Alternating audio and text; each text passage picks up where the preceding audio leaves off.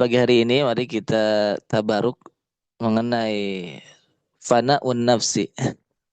Hadratus Syekh berkata di dalam kitabnya Fadailus Syuhur, wal muradu bifana'in nafsi huwa an-nafsu al-faniyatu wa fana'uha bil fana'i billahi. Qala Allah Ta'ala, kullu man 'alaiha fan wa yabqa wajhu rabbika dzul jalali wal ikram. Atau kama qala Syekhuna. Di dalam pembahasan mengenai fana'un nafsi, Hadratus Syekh mengutip firman Allah surah Ar-Rahman ayat 26 dan 27. Ayat yang di dalam tafsir yang dinisbatkan kepada Ibnul Qayyim Al-Jauziyah dikatakan bahwa jika engkau membaca surah Ar-Rahman, jika engkau membaca ayat ke-26 pada surah Ar-Rahman, itulah Allah berfirman, kullu man 'alaiha fan. Maka janganlah engkau berhenti di ayat itu. Lanjutkan kepada ayat setelahnya. Wa yabqa wajhu rabbika dzul jalali wal ikram. Jika kita hanya membaca ayat 26 saja, dikatakan jika engkau hanya berhenti di ayat ke-26 saja, maka tidak ada maknanya. Karena ayat itu menunjukkan bahwa segala sesuatu apa saja siapa saja selama statusnya itu makhluk yang ada di alam dunia ini panin, akan hancur, akan binasa, dan itu ada suatu keniscayaan bahwa semua manusia mau yang beriman kepada Allah ataupun tidak beriman kepada Allah, mereka tahu bahwa alam dunia ini akan binasa. Segala sesuatu memiliki ajalnya.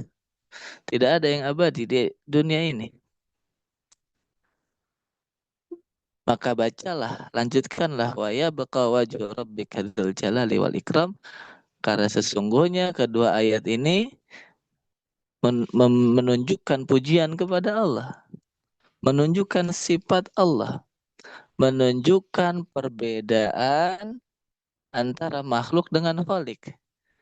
Bila mana makhluk itu fana, fana akan binasa, maka ketahuilah Allah itu bakin, kekal dan abadi.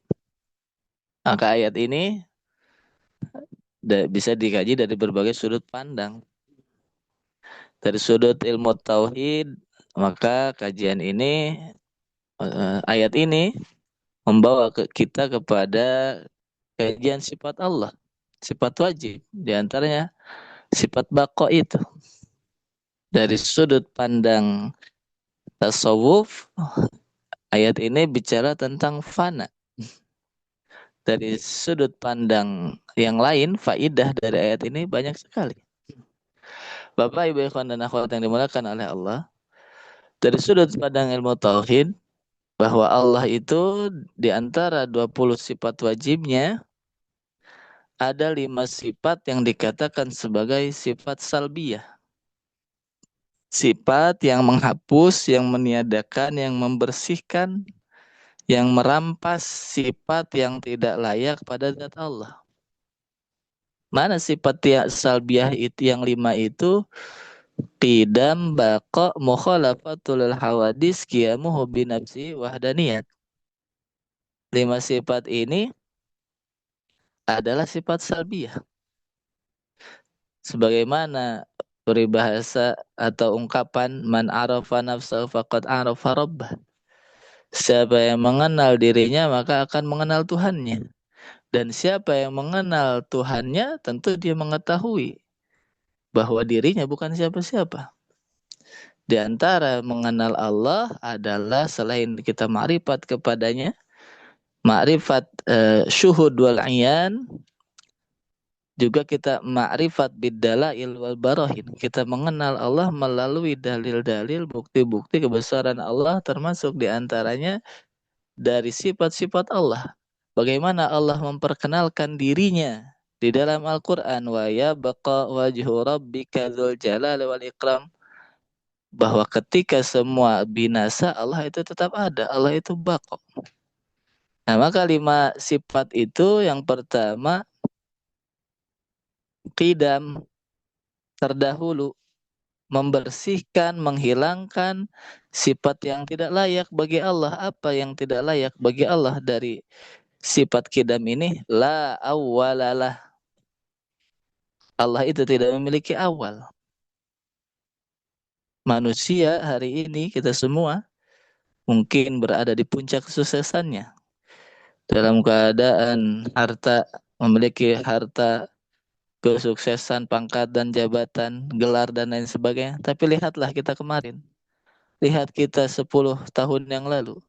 Lihat 15 tahun yang lalu. Lihat awal mula kita ini siapa. Kita ini tidak ada awalnya. Kita ada karena diadakan oleh Yang Maha Ada. Kita memiliki pangkat dan jabatan saat ini, ada awalnya. Yang kita bukan siapa-siapa. Memiliki ilmu dan gelar sebanyak apapun saat ini, awalnya kita tidak memiliki itu. Artinya, apa yang kita miliki saat ini, anugerah dari Allah. Jangan lupa bahwa ada masa di mana kita itu bukan siapa-siapa. Bahkan sesungguhnya, hingga saat ini juga kita bukan siapa-siapa. Tetapi Allah, qidam, la awalalah. Baqa, la akhiralah. Allah tidak memiliki akhir. Manusia saat ini mungkin tadi memiliki pangkat, jabatan, harta, dan lain sebagainya. Saat ini. Besok, apakah segala atribut itu masih ada? Katakanlah segala pangkat dan jabatannya masih ada. Tetapi apakah masih yakin dirinya masih eksis esok hari? Masih bisa hidup esok hari? Jika dunianya yang tidak binasa, maka manusianya yang binasa. Jika manusianya yang tidak binasa, maka tadi segala atributnya yang sangat mungkin untuk hilang. Bako itulah bagi Allah meniadakan la akhiralah. Wal'an ala ma alaihi kan. Allah itu tidak pernah berubah, tidak seperti manusia yang tadi awalnya bukan siapa-siapa, kemudian menjadi apa, kemudian berubah lagi dan seterusnya. Mukhalafatul hawadis. Nah, maka jangan lupa, jika hari ini kita berada dalam puncak kesuksesan, jangan lupa akan ada esok hari yang kita tidak akan tahu apa yang akan terjadi pada diri kita. Kalau manusia tidak berzikir kepada Allah, maka dia lupa awal dan lupa akhir. Dia merasa kesuksesannya akan abadi, merasa pangkat dan jabatannya, harta yang dimilikinya akan abadi, karena lupa kepada Allah. Ala kullu syai'in ma khalallahu batilu wa kullu na'imin la mahalata zailu. Ketahuilah, kullu syai'in, segala sesuatu yang statusnya makhluk bukan Allah, siapapun dia, apapun itu, batilu adalah batil, eksisten, tidak eksis. Adanya karena diadakan oleh Allah. Wa kullu na'imin la mahalata zailu. Segala nikmat yang kita peroleh hari ini adalah suatu keniscayaan bahwa nikmat itu akan ada masanya.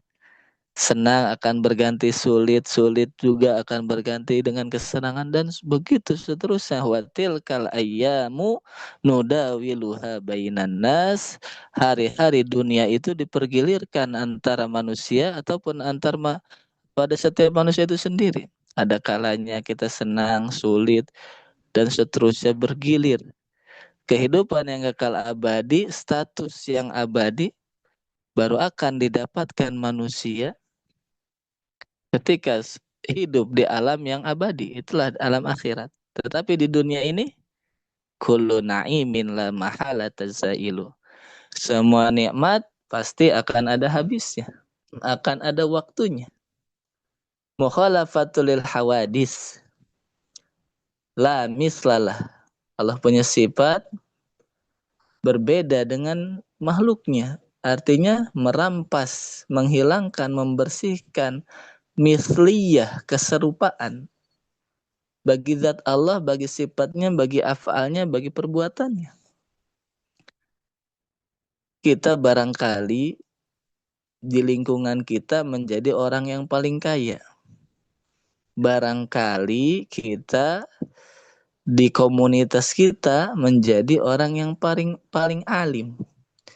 Barangkali kita di antara teman-teman kita menjadi orang yang paling mulia. Tetapi lihatlah kepada tempat yang lain, kepada wilayah yang lebih tinggi. Ingatkah kita semua ungkapan pengersa Abah, orang yang paling alim Pak atau paling kaya, artinya memiliki atribut yang mulia, kayakah dia, alim, atau eh, pangkat jabatannya tinggi di desanya, belum tentu paling kaya di kelurahan, belum tentu paling kaya di kecamatan, belum tentu paling kaya di kota. Dalam hal ilmu pun seperti itu. Barangkali kita di lingkungan kita paling alim, tetapi belum tentu di tingkat yang lebih luas. Belum tentu sealam dunia kita menjadi yang paling. Artinya apa? Manusia itu memiliki potensi untuk disamai oleh yang lainnya.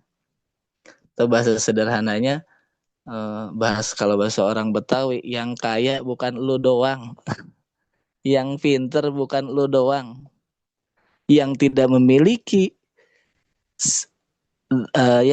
memiliki potensi untuk disaingi hanya Allah Azza wa Jalla. Itulah mukhalafatul hawadis.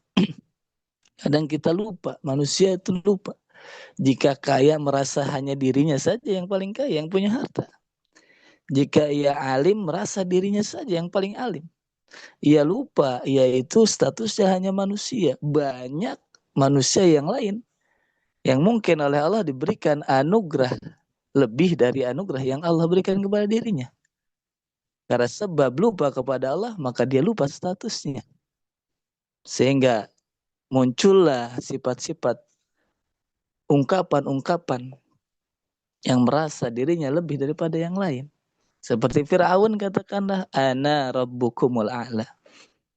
Akulah yang mesti kalian sembah. Karena merasa dirinya tidak bisa disaingi oleh yang lain. Mukhalafatul hawadis. Qiyamuhu binafsih. Jadi bicara ilmu tauhid saja lah ya. Qiyamuhu binafsih. Bahwa Allah itu tidak butuh kepada apa, tidak butuh kepada siapa untuk menjaga eksistensinya. Manusia saat ini, bukan saat ini, sejak awal sejarah manusia ada di muka bumi, manusia itu butuh kepada yang lain. Di sini kami tidak mencontohkan sesuatu yang, tetapi kami mencontohkan hatta manusia itu, mohon maaf, pernahkah kita membayangkan satu minggu saja, tidak perlu bertahun-tahun, tidak perlu berbulan-bulan. Satu minggu kita itu, mohon maaf, tidak buang kotoran. Bagaimana rasanya? Tentu akan membawa celaka kepada kita. Sadarkah kita itu butuh kepada kotoran itu? Dalam arti butuh membuang kotoran. Hatta manusia kepada sesuatu yang hina itu, yang kotor, perlu dan butuh. Jika kita tadi, wah betapa hinanya manusia.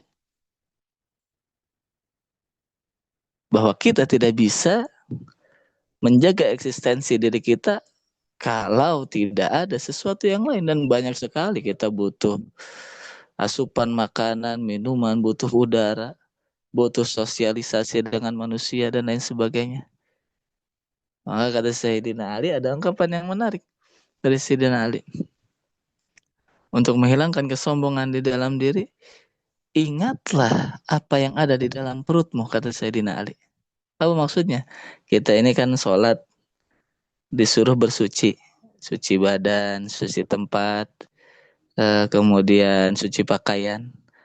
Tapi pada saat yang sama, tidak, manusia itu senantiasa membawa kotoran di dalam perutnya. Senantiasa ada kotoran. Artinya kemana saja kita berada, kita membawa kotoran. Inilah manusia. Tidak bisa kita ini hidup menjaga eksistensi kita tanpa ada yang lain. Maka jangan lupa kepada yang lain. Khususnya kepada Allah tentunya. Kita sangat perlu, sangat butuh kepada Allah. Maka jangan menjadi manusia sombong yang tidak mau berpikir kepada Allah. Padahal karena Allah lah manusia bisa eksis, bisa hidup. Mendapatkan segala kenikmatan. Wahdaniyat la syarikalah. Inilah hampir serupa bahwa manusia itu bukan satu-satunya makhluk yang hidup dalam dunia. Kita ini statusnya makhluk.